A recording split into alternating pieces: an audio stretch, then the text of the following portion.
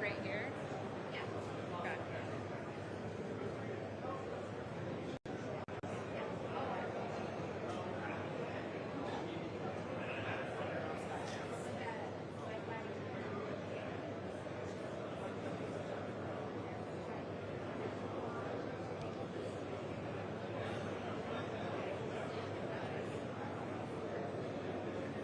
Right here.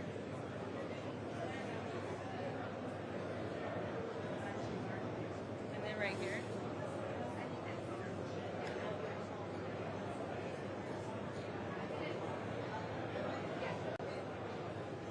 He's really calm.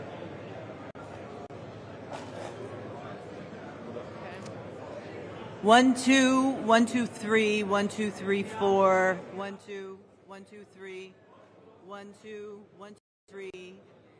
Vice President J.D. Vance, 1, 2, 3, 1, 2, 3, 1, 2, 1, 2, 3, 4, 5, 6, 7, 8, 9, 10. 1, 2, 1, 2, 3. Hello, Ambassador Huckabee. How are you? 1, 2, 3, 1, 2, 1, 2, 3. Checking audio quality. 1, 2, 3, 1, 2, 3. I hope the audio quality is good. 1, 2, 3, 4, 5, 6, 7, 8, 9, 10. 2-minute warning. Everybody, please mute your phones. Please mute your phones. Thank you very much. 1, 2, 3. I hope the audio is good. Always make sure that 1, 2, 3. 2-minute warning. Yeah.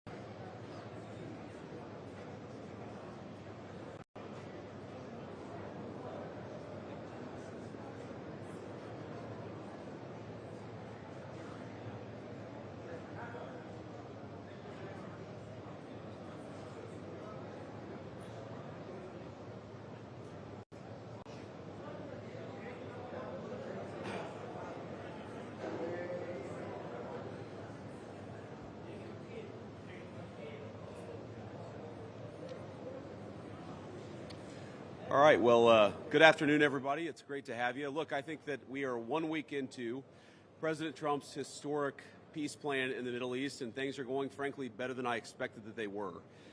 This is a very, very tough situation. You have two peoples, two enemies who fought a very tough conflict against each other. You have a terrorist organization on one hand that murdered a lot of innocent people. You've got an Israeli army that was defending itself on the other, that has learned a lot over the past couple of years. And then, of course, you have an innocent civilian population in Gaza that's caught in the middle. But we're here at the Civilian Military Cooperation Center, which we are announcing the opening of. You have Israelis and Americans working hand in hand to try to begin the plan to rebuild Gaza, to implement a long-term peace, and to actually ensure that you have security forces on the ground in Gaza, not composed of Americans, who can keep the peace over the long term. So we've got a lot of work left to do. This is going to take a very, very long time, but I think Steve Witkoff, Jared Kushner, and Admiral Cooper behind me have done an incredible job. I want to say just a couple of quick things, and then I want to turn it over to Steve Witkoff. Number one, the Israeli government has been remarkably helpful in this. I want to thank them, thank our Israeli partners, and all the folks, particularly who are working hand in hand with their American friends here at the CMCC. And number two, I want to say that there is this weird attitude I've sensed in the American media, in the Western media, where there's almost this desire to root for failure, that every time something bad happens, that every time that there's an act of violence, there's this inclination to say, oh, this is the end of the ceasefire, this is the end of the peace plan. It's not the end. It is, in fact, exactly how this is going to have to happen when you have people who hate each other, who have been fighting against each other for a very long time. We are doing very well. We are in a very good place. We're going to have to keep working on it, but I think we have the team to do exactly that. So with all thanks to our partners, both in Israel but all across the Gulf Arab states, Indonesia, the Turks, we are doing an amazing thing here, and I'm particularly proud of the American troops working at the command center who are coordinating this effort and making it possible. So with that, I want to thank Ambassador Steve Witkoff and turn it over to him to say a few things, and after everybody's said a few words, we'll take some questions. Thank you, guys. Steve? Well, thank you very much, Mr. Vice President. We're really proud of what's happened here. It's an amazing effort. It's a great coordination between our partners. We have a great team. Signing this deal up was a challenge in and of itself, but the implementation, that's where it really is going to be the most important. And I think we are exceeding where we thought we would be at this time. I think the Vice President has come out here. He sees that, the Vice President and Admiral Cooper. I would also say this. We're learning so much here. This CM. One thing I've been pretty excited about and kind of heartened by is most conversations that I have with customers, CIOs and CEOs of organizations, the general bias is to use AI to do more. If we host a dinner with 10 or 15 CIOs and we say, what use cases are most exciting with AI agents? And then you kind of looked at those use cases and you say, okay, are these use cases replacing people, or is it doing things that the company previously didn't go after? Most of the time it's the latter. Which means that I think optimistically, people's instinct is, let's use AI to go and do more. Let's launch better products, support our customers better, launch new marketing campaigns. And you, of course, Mr. Vice President. And I want to observe that I didn't see any victims in that room. I saw strong people who have come out under very difficult circumstances. Their families are reunited, and they are so grateful. And it was just my privilege as an American to be there. Thank you. Great, thank you. Jared? Thank you. Thank you, Mr. Vice President. Thank you, Steve. First of all, we really appreciate your visit here. It's given a great boost of energy to everyone here, and your support through this whole effort has been really tremendous. What you see here today is really the opening of the CMCC. This has been something that's been envisioned by CENTCOM. Admiral Cooper will speak about that in a bit. But we always knew that the deal that we were working on would kind of have two phases to it. The first phase was obviously getting the live hostages out. We're currently making progress on the hostages, the bodies that are still there. I think almost half are out now, and we had very good meetings with the Israelis. I know the Vice President's here to put a lot of effort into that today to hopefully make sure we can complete that mission in phase two.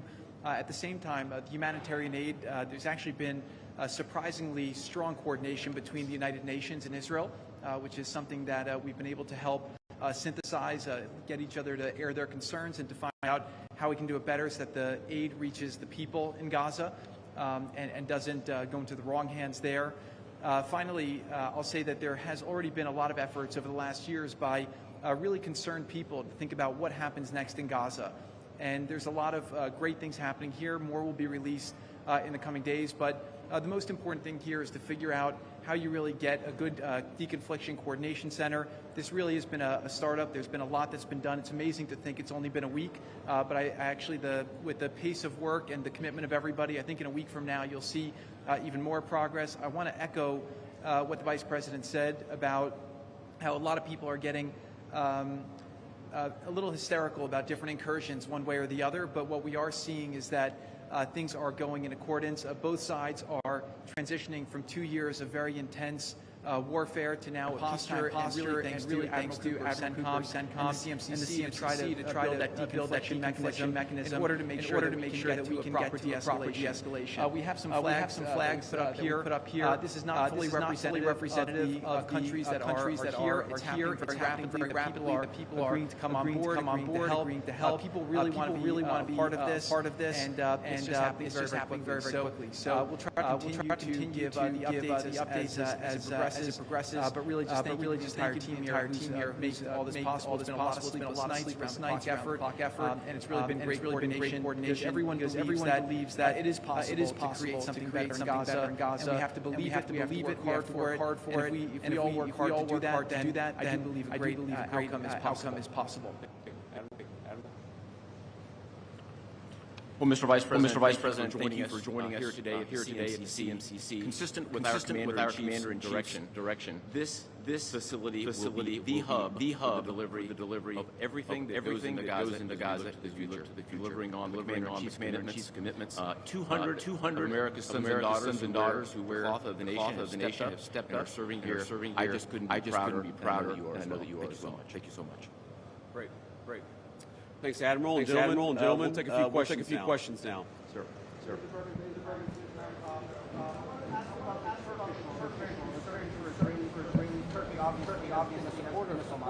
What role they have, and will they have troops on the ground here or in the Gaza Strip? Well, I think first of all, what troops are on the ground in Israel is going to be a question the Israelis have to agree to, and I'm sure Prime Minister Netanyahu will have opinions about that. We think everybody has a role here. Some of that's going to be financial, some of that's going to be construction, some of that's just communication with the various parties to ensure that this deconfliction actually works and is implemented. We're not going to force anything on our Israeli friends when it comes to troops on their soil.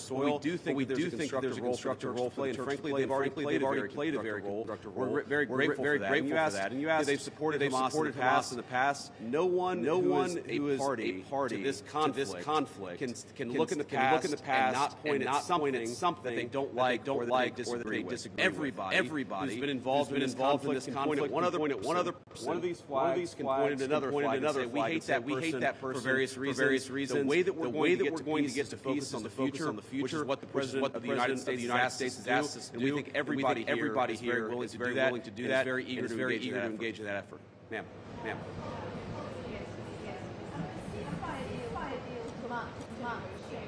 What do you think the likelihood that it will last?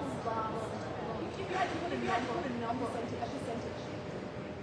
Well, Jared's the investor. I'm not going to give you a percentage, but what we've seen the past week gives me great optimism ceasefire is going to hold. And if we get where we were a week ago, long-term, durable peace between Israel and Gaza, there are going to be hills and valleys, and there are going to be moments where things aren't going particularly well. But given the history of conflict, I think that everybody should be proud of where we are today. It's going to require effort. It's going to require monitoring and supervision. That's part of the reason that Admiral Cooper and his team is here is to mediate these disagreements as they come up. Look, right now, I feel very optimistic. Can I say with 100% certainty that it's going to work? No. But you do difficult things by only doing what's 100% certain. You do difficult things by trying, and that's what the President of the United States has asked us to do. Sir.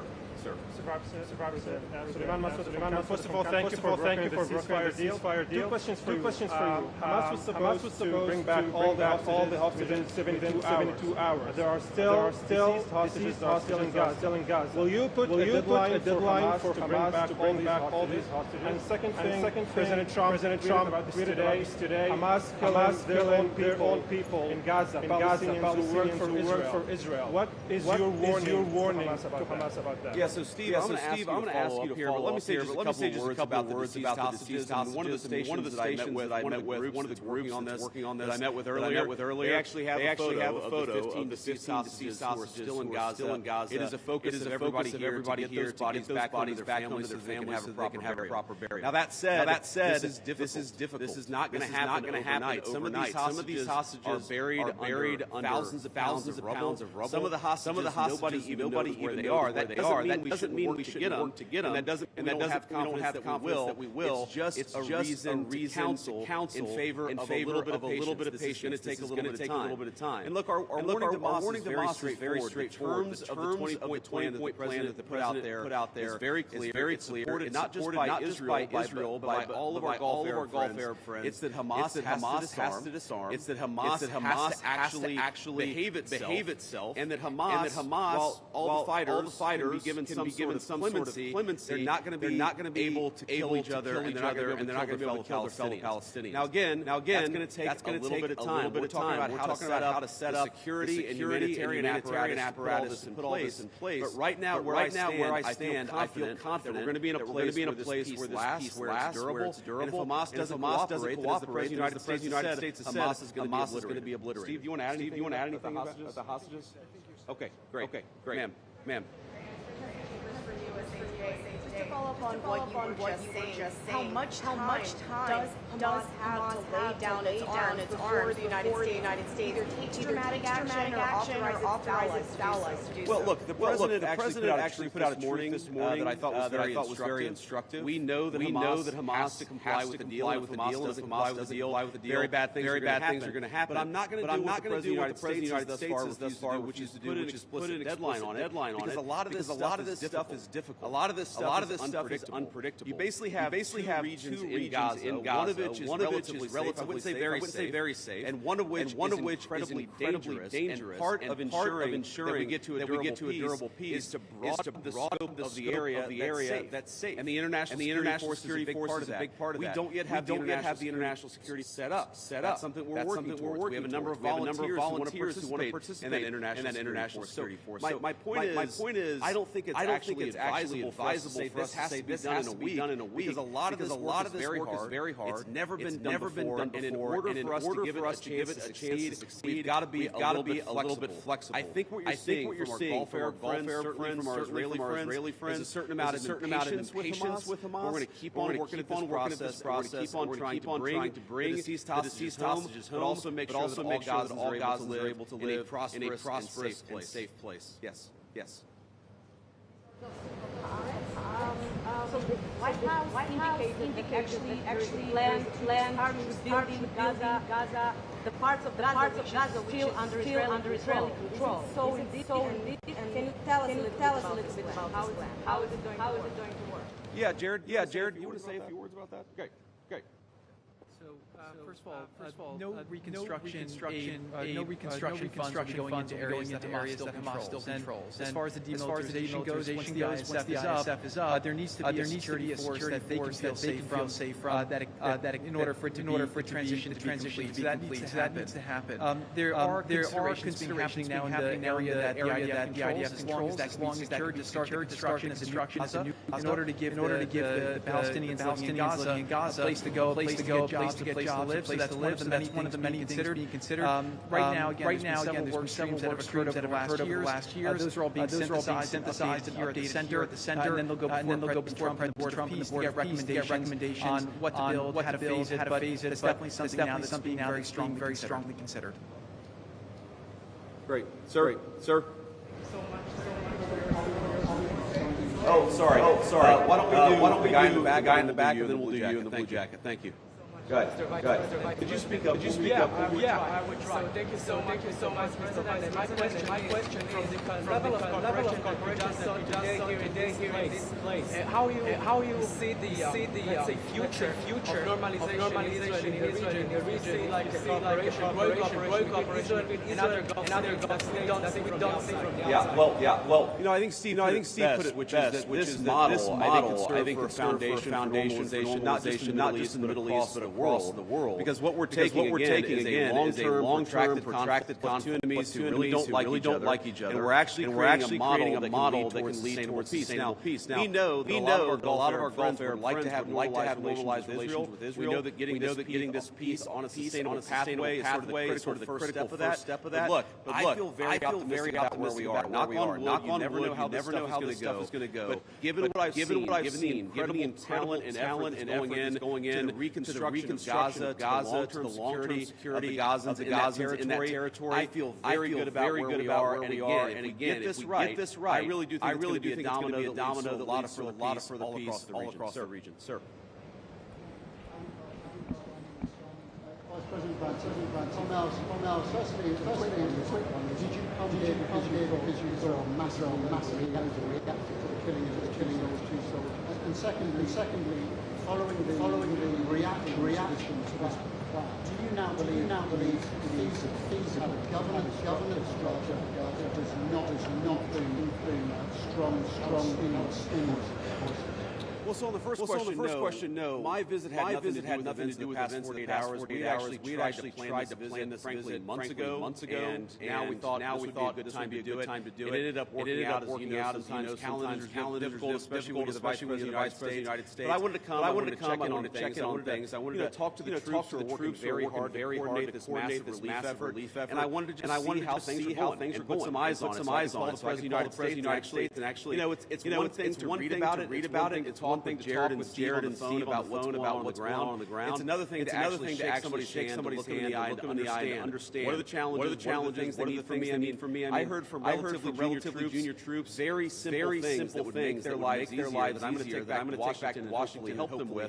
That's why you do a visit like this, not because of anything that's happening on the ground. On the question about what is the ultimate authority in Gaza look like, I don't know the answer to that question. And I think what's so amazing about what these guys have done is that we're creating a governance structure that is very flexible to what happens on the ground in the future. We need to reconstruct Gaza. We need to reconstruct Gaza. We need to make sure that the Palestinians living in Gaza, but also the Israelis are able to live in some measure of security and stability. We're doing all those things simultaneously. And then I think once we got to a point where the Gazans and our Israeli friends can have some measure of security, we'll worry about what the long-term governance of Gaza is. Let's focus on security, rebuilding, giving food and medicine. If we get to the point where we're arguing exactly what the governance structure in Gaza is long-term, we should pat ourselves on the back. That's a very good problem to have. I won't anticipate that problem before we actually have it. I'll take a couple more, and then we'll get Ma'am. Not a breeder, Thank you. Could you give a bit more details about international security force, which countries are part of this troops in Gaza, and also about the disarmament plan or decommission plan? Are there incentives for Hamas to do that in a timely fashion? Any details? The incentives are that unless Hamas disarms with the agreement, very bad things are going to happen. Right? And also the incentive is that if they disarm, there is a better future for everybody on the other side of it. But in terms of the international security force, Steve and Jared Admiral are working on that very issue right now. Remember, this peace deal was struck under the President's leadership literally a week ago. The hostages were returned 6 days ago, 5 days ago. So we're in the phase now where we're actually starting to conceptualize what that international security force would look like. I think it's important for Americans to know a couple of things. Number one, there are not going to be American ground on the ground in Gaza. The President of the United States has made that very clear. All of our military has made that very clear. What we can do is provide some coordination. How do you take the Gulf Arab states plus Israel plus the Turks plus the Indonesians? How do you actually get those folks together in a way that actually produces long-term peace? The only real mediators are the United States of America. And so that's the role that we're going to play. I think the American people should be proud of it. They should know there are going to be no Americans on the ground in Gaza. Sir, in the back. I'd like to ask about the different threat. We see Iran rearming again, trying to build again their nuclear weapon. Could we expect Israel to see the US Army attacking again in Iran? Could you ask the very last part? Could we expect the US Army to attack again in Iran like you did last time?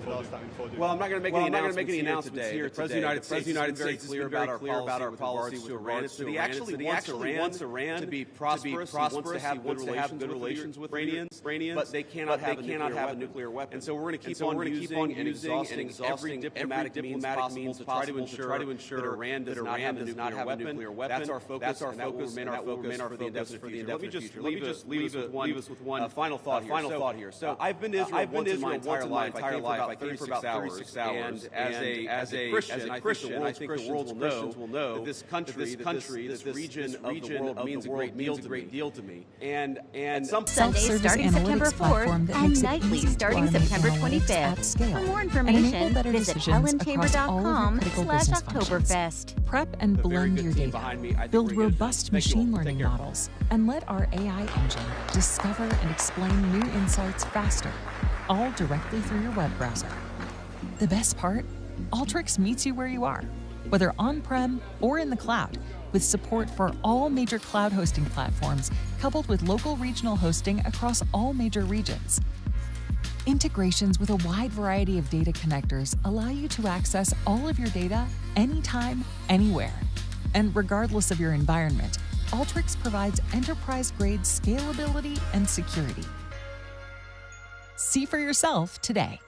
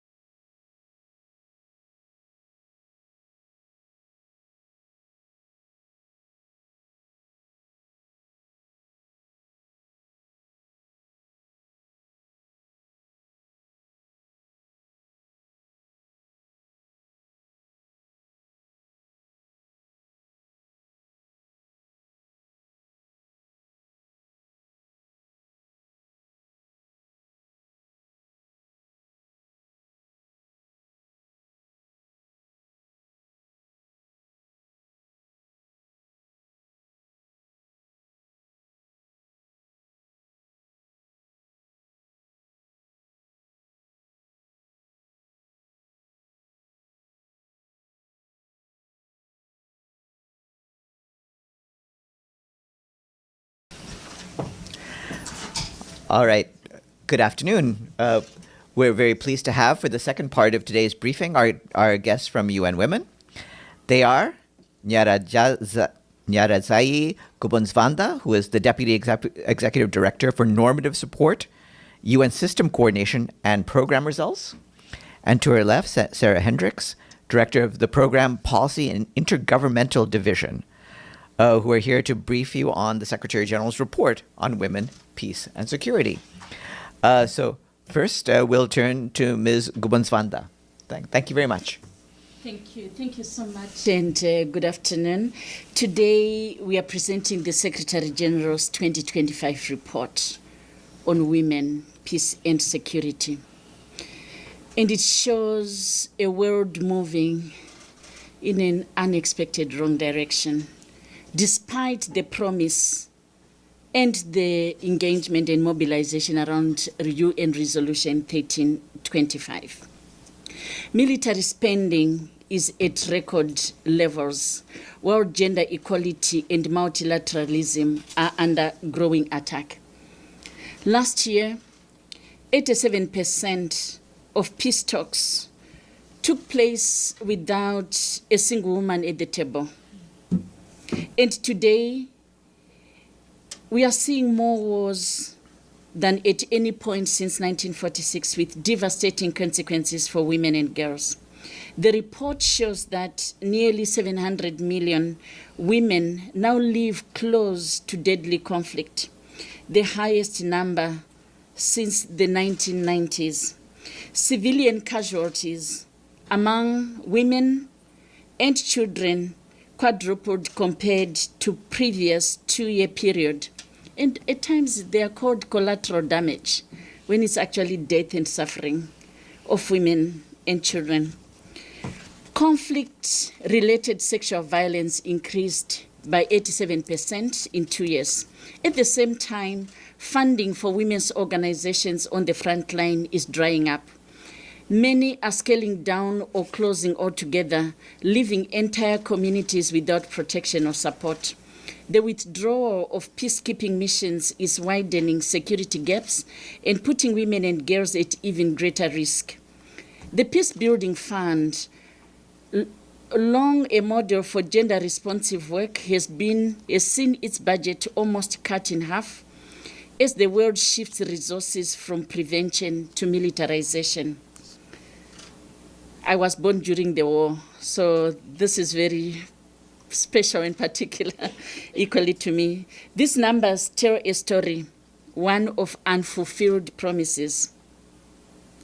This month, the world marks 25th anniversary since Security Council resolution on women, peace and security. Across the world, there will be events, discussions, and reflections on what this milestone means today. Few Security Council resolutions are as well known or as deeply felt. For women's movements, especially those working for peace, it remains a hard-won achievement worth celebrating. The impact of Resolution 1325 is clear. Laws and policies have changed. More women now serve in justice and security institutions, and millions of survivors of gender-based violence are receiving support that didn't exist before. Crimes once ignored are now investigated and prosecuted. Women have helped build peace in their communities, preventing conflicts that never made the news. In war-affected countries, maternal deaths and girls leaving schools have steadily declined. More women are in parliament and governments. Thousands of survivors have received reparations, and 115 countries now have national action plans on women, peace and security. But 25 years after Resolution 1325, women are still shut out of decisions on war and peace. Those working for peace on the ground are left without support they need to continue. On this 25th anniversary of 1325 and 30 years since the Beijing Platform for Action, this must be a turning point. The message from women in the conflict zone is clear. End the wars. Uphold ceasefires where they exist. Uphold international law and disarm. Women's leadership is not symbolic. It is what makes peace possible and lasting. My colleague, Sarah Hendricks, Director of UN Women's Policy Program and Intergovernmental Support Division, will walk you through the key findings of the report. We hope you will, as you have always done, help us make sure these facts and voices behind them are heard. Thank you very much. Thank you very much, Inyaradsai. Indeed, the facts and figures from the report actually tell us what women already know, that conflict is rising, that rights are receding, and that resources are being redirected away from gender equality, the heart, really, of any real peace. 25 years after Security Council Resolution 1325, the world is indeed still choosing war over women, still choosing that